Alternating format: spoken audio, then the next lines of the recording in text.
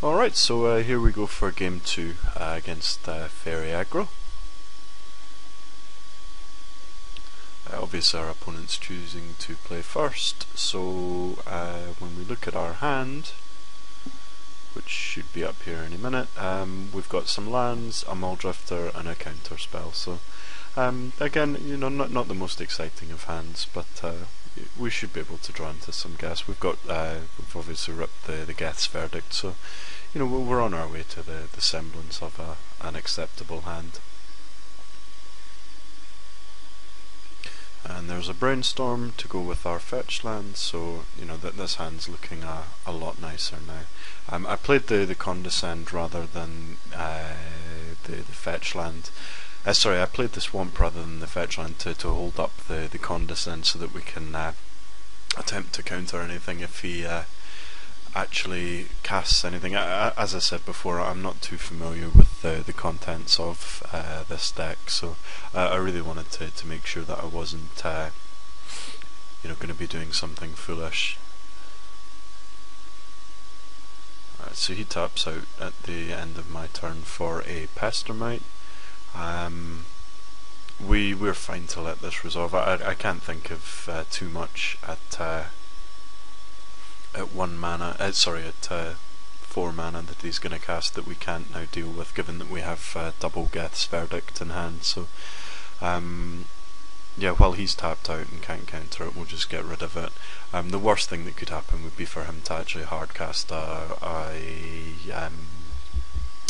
Ninja of the D-Powers, and the extra Verdict just means that he can no longer do that. Again, we're going to continue to try and maximise the value out of the Brainstorm. We don't really need to use anything, and we want to try and keep our Condescend relevant. So Cloud of Fairies is certainly something that we're not interested in fighting over. So he's got the Bone Splitter, so it's actually a relevant threat now. So he snaps back his Cloud of Fairies in response to the Verdict. We're fine with that. It's fine. It's more of a tempo play than anything. So we're going to pull out the trigger on the Brainstorm now. We don't really want to tap out for a Muldrifter, but we do want to see some extra cards. We're not too excited by what's happening here. So I Brainstorm in response to his Cloud of Fairies, and we have lands and Grim Harvest. So nothing particularly exciting here, but the Grim Harvest is a good card to have access to. Obviously it won us the last game, so it can't be too bad, right? So his Bone Splitter becomes his Cloud becomes a 3/1, so we just Doomblade it, and we will go ahead and shuffle away our crap.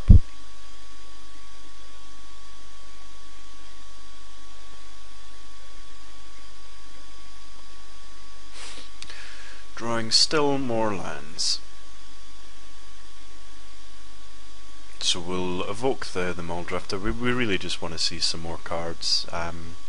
He's not putting too much of a clock on us. It seems unlikely that he's going to want to fight into a represented counter spell over just an evoked Muldrifter.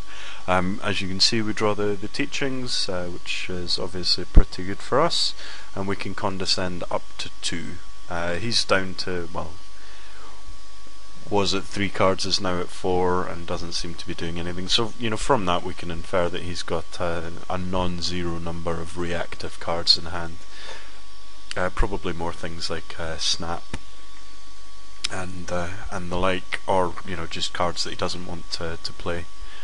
So at the end of his turn we'll just Teachings. I beg your pardon, we're going to Brainstorm first, and then we will Teachings as a shuffle effect.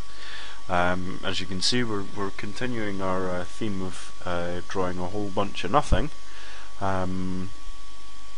And we draw into 3 lands from the Brainstorm.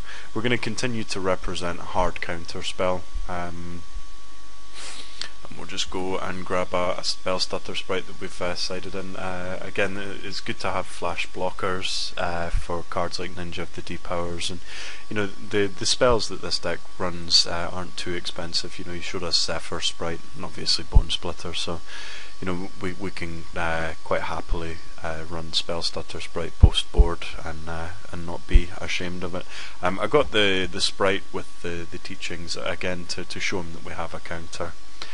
So here's the hardcast Ninja of the Depowers, which we will just condescend for the full 4,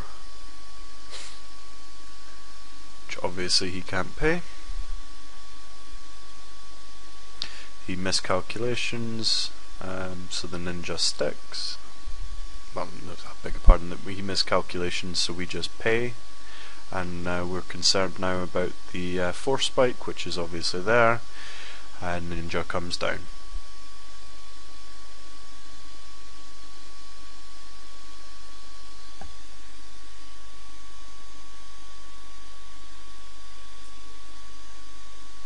So we definitely don't want to draw the lands, so let's shuffle them away and try and draw something resembling guess.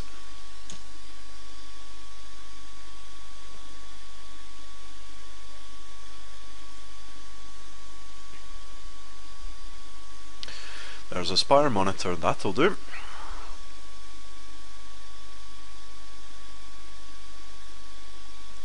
So we main phase the Spire Monitor. We know that he runs counter spells and we don't want to run it into a hard one. Spell Stutter Sprite will only counter another force spike on its own, which you know, obviously we could just pay, so doesn't really gain in value. We can't afford to flash in Spire Monitor, then cast Teachings for a counter spell. If I actually had anything resembling a counter spell in hand, I would have kept a hold of the Spire Monitor. He does nothing. Doesn't even equip the ninja, which is rather strange. So we play the teachings from our hand for another spell stutter sprite. Again, we're just trying to get some sort of clock on him here. We've drawn the counter spells, so you know the Grim Harvest in hand means that we can start casting Muldrifter and you know, rechaining spell stutter sprites if need to. Again, Grim Harvest has got us in the same situation as last game, where he can't profitably attack or indeed block. So we're in a position now where you know, it's probable that I should have attacked with the Spire Monitor in the last turn, but you know, we kind of wanted to get you know, at least get a Muldrifter on the board before I moved into actually trying to close this game out. So we rip the third spell stutter sprite, and again, you know, we're at this stage of the game now where it's very, very difficult to envisage a series of plays on his part that doesn't lead to us winning this game.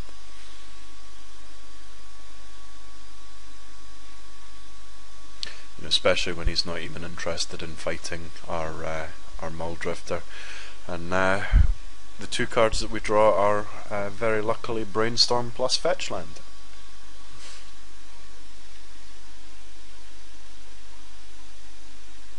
So, you know, in a poor play, I've decided not to attack. I don't really know why I didn't attack there. It's quite obvious that I should be attacking now. I guess I wanted to be able to hold up some counters as well as regrowing my Grim Harvest, and you know, he's not putting any sort of a clock on us, but again, he sees the Grim Harvest in the graveyard. There's obviously nothing he can do. He doesn't have a relic or anything in his 60 for game 2, so you know, the Grim Harvest is going to take us there when he can't attack or block profitably. So I guess that's how the Faerie Aggro match plays out. Thanks again for watching.